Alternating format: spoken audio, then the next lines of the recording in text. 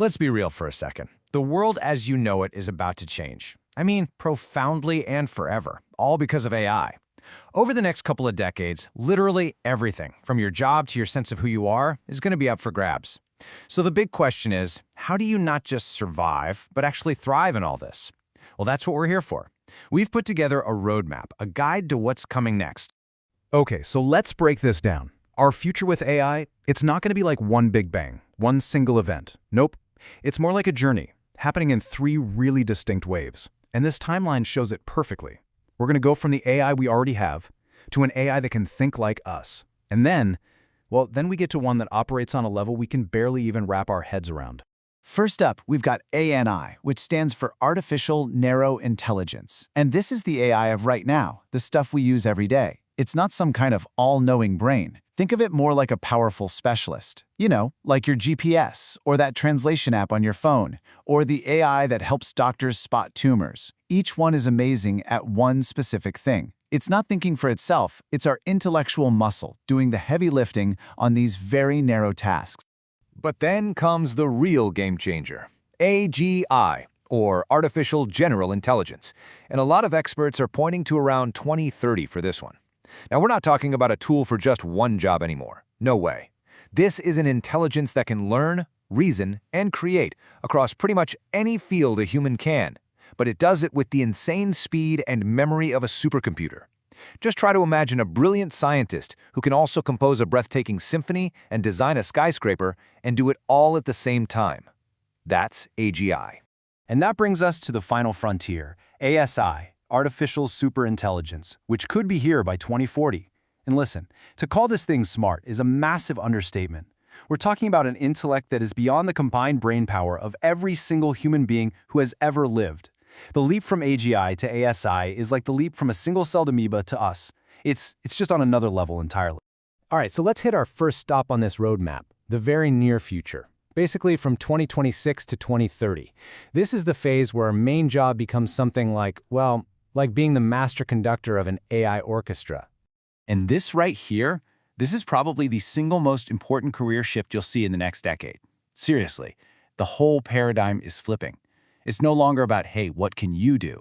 The new question is, how well can you command AI? What can you get it to do? Your value isn't just your personal output anymore.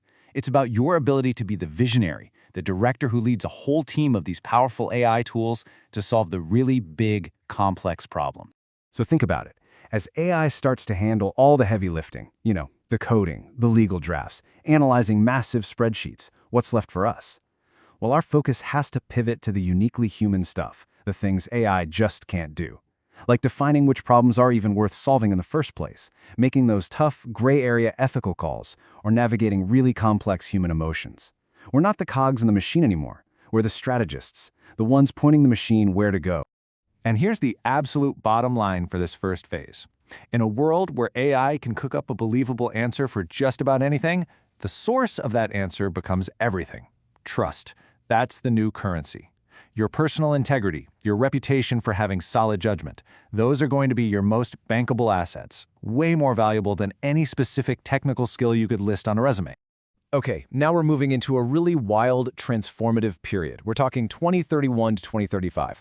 This is what we're calling the Great Uncoupling, because this is where society starts to break away from that ancient fundamental need to, work to survive. And it's all thanks to the rise of AGI. So, why does this uncoupling happen? Well, it's pretty simple, actually. That AGI we just talked about, it can now perform almost every single white-collar job better, faster, and cheaper than a human can. So the entire foundation of our economy, this whole idea of working for a living, it just starts to fall apart. And that forces a pretty radical question. What comes next? We're literally going to have to invent a new social contract, a new economic model from scratch. And this is where ideas that seemed kind of theoretical, like universal basic income, suddenly become a practical necessity. But the change goes even deeper than that. I mean, when you have AI managing all the complex stuff, logistics, energy grids, even food production, that magnetic pole that big cities have always had, it starts to weaken. We could see this huge shift towards smaller, more autonomous, resource-sharing communities. It's going to completely reshape where and how we all live. And that brings us to the final phase of our roadmap, The arrival of superintelligence. This is where things get really deep. We're pushed way beyond questions about the economy or jobs, and we land right in the middle of a huge philosophical question. If our survival is basically guaranteed, then why are we even here? What's the point? Because with an ASI running the show, managing resources and logistics with a kind of perfect, godlike efficiency we can't even imagine, the single biggest problem that has driven all of human history, scarcity, is just gone.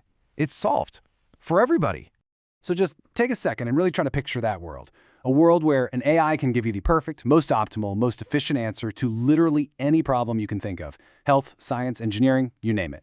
So what's left for us to do? What's our role in a world of perfect answers? And this is where the answer gets really surprising and kind of beautiful. In a world of cold, calculated perfection, our unique value comes from the one thing AI will never have: our glorious, messy imperfection.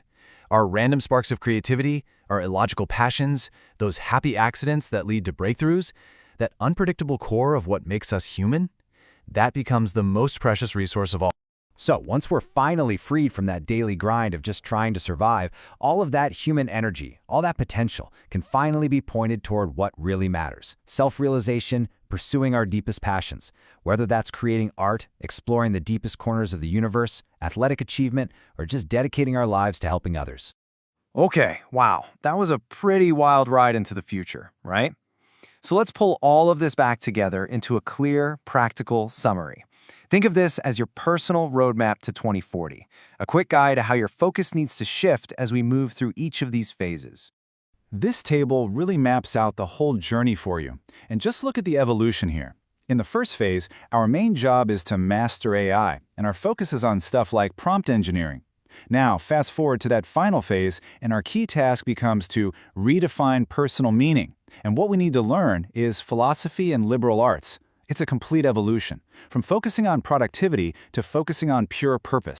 And really, if there's one crucial thing to take away from all this, it's that this journey, it isn't something to be afraid of. This isn't the end of work. It's the beginning of humanity's true freedom.